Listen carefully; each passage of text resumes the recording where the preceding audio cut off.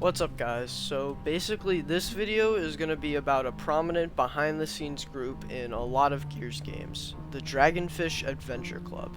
Their presence has more so popped up in recent games as the community has become more invested in the game's lore. This will be a two-part series, this one explaining the important members of the group and the second one trying to put together a timeline. So before we get into the said important members, let me give an overview. The Dragonfish Adventure Club is exactly what the name entails. It was an adventure group with a wide range of professions, from exploring what is below us to what is above us. I use past tense because when we encounter them, we merely encounter remnants that they had a presence in the area, either through pictures, notes, or corpses. Members often wore attire correlating to that of the late 19th and early 20th centuries, meaning that they were likely active during that time frame, although they could have remained active for several decades after. One way or another, they found themselves in the Clockwork. They attempted to seemingly document this vast plain, but seem to have suffered significant casualties, although it's not apparent as to whether or not the entire group met their end in the Clockwork halls, so they might still be active. The game where we will probably see them most active is Termite King 9 Seaplanes, from both this teaser and what I've seen playtesting. The adventurers also seem to have possessed a vast arsenal of transportation and weapons.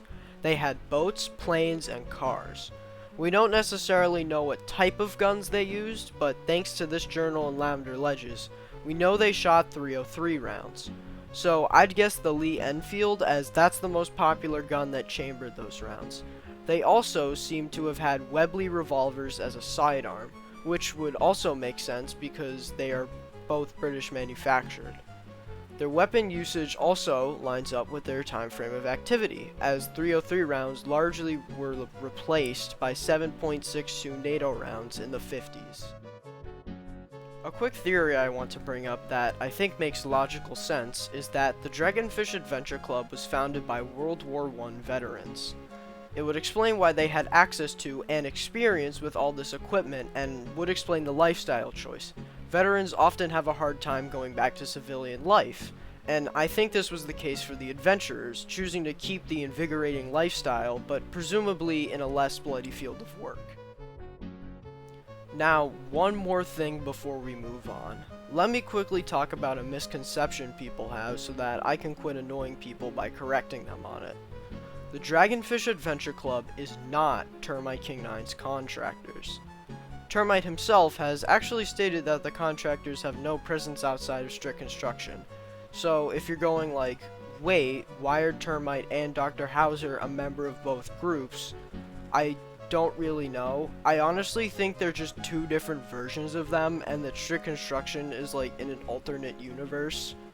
Cause like the Clockwork like connects different universes. That's like my idea with it.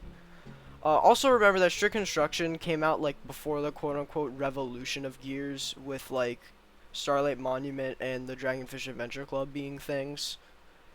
But the autoclave tractor. Autoclave is its own damn game. Termite probably just slapped the decal on it as a reference. It's not that deep. Alright, that's everything I think, so let's start talking about some of the club's important members.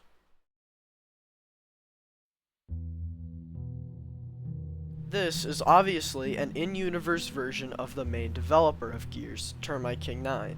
He seems to be the leader of the group, evident by him being the one to respond to a letter from the late Percival, and that he is the main figure in this group photo.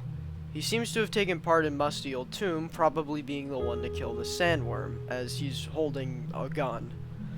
This is likely not the same one we encounter in the game, as the group seems to have already deserted the ruins by the time we arrive, meaning that the photo was presumably taken before the events of our playthrough. Going back to this letter, Termite is in awe at the wildlife photos Percival took, meaning that he likely wasn't in Lavender Ledges to see these things himself. This would imply that the entire group was not present in the substation, meaning that Lavender Ledges would not mark the complete annihilation of the adventurers, and thus Termite's fate isn't necessarily decided.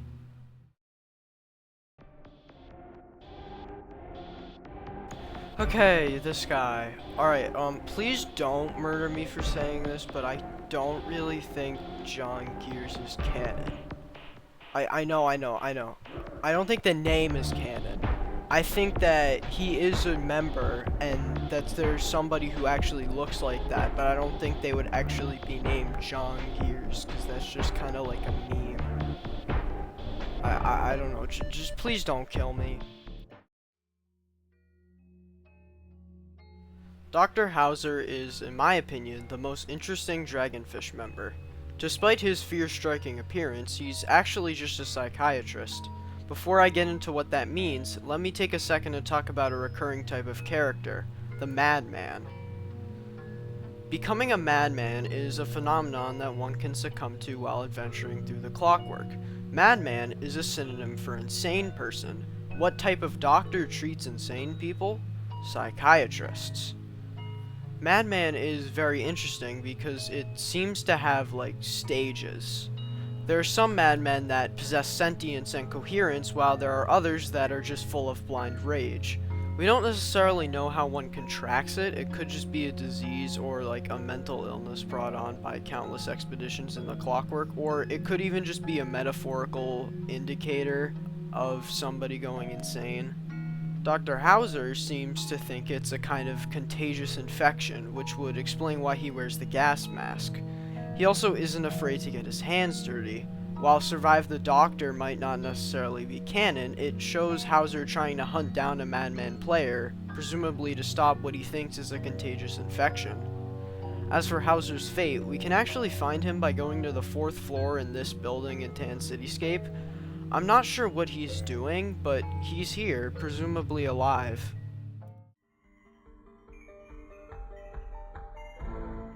This is probably my favorite group of Dragonfish members. I'm putting them all in one section because none of them are really important enough to warrant their own section, but I still think they're really cool.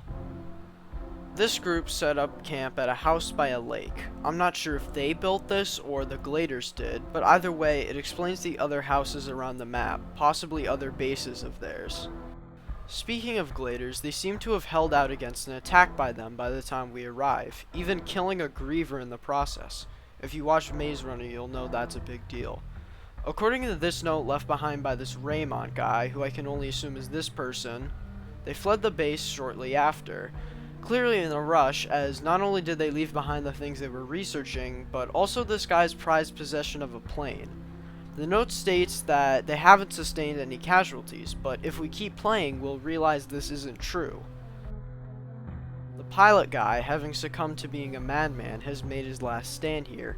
He put up a good fight, as he killed and injured several Gladers with his big kill, but they unfortunately overwhelmed him. This implies that the note was written prior to this incident, and while there's no signs of the others being here, the fate of this guy puts the others into jeopardy.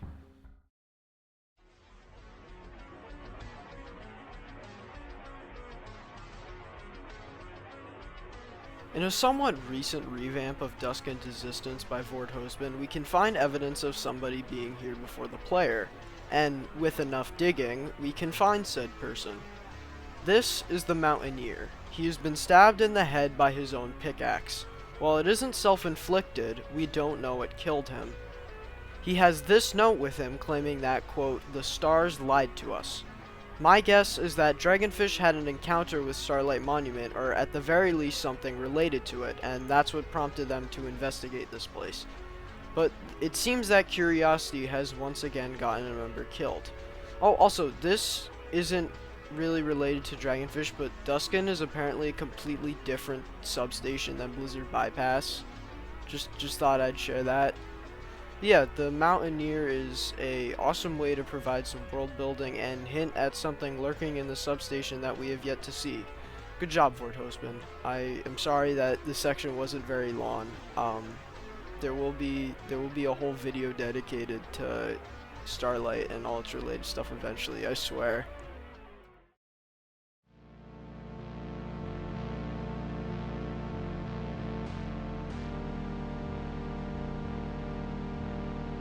Alright, this is probably the game where Dragonfish has the most obvious presence. Shortly after the first boss, we stumble into a bunker that has some photographs and a journal, which gives us insight as to what happened here. A rock climber fell 30 feet and ended up gravely injured. While their partner was able to reach them to try to provide help, the commotion caused wildlife, presumably homunculi among things we haven't seen, to attack. The writer of the journal shortly arrived at the scene and managed to shoot one of said attackers in the ensuing chaos. While they did end their journal entry on high hopes, the blood splatter all over the page says it all. So the question becomes, did Dragonfish get wiped out here? That's definitely the impression you might have gotten from here, but I actually don't really think Dragonfish is dead. Or at the very least, they didn't all die here. First of all, we would be seeing a lot more corpses and signs of a struggle if there were a lot of casualties here. The only remnants of the deceased we see here is actually that of Percival, who might have not even died in the specific incident. He might have, but we don't really know. We don't even see the remains of the person who wrote the journal. It's even been placed back on the desk, meaning someone else probably put it there after the original owner died.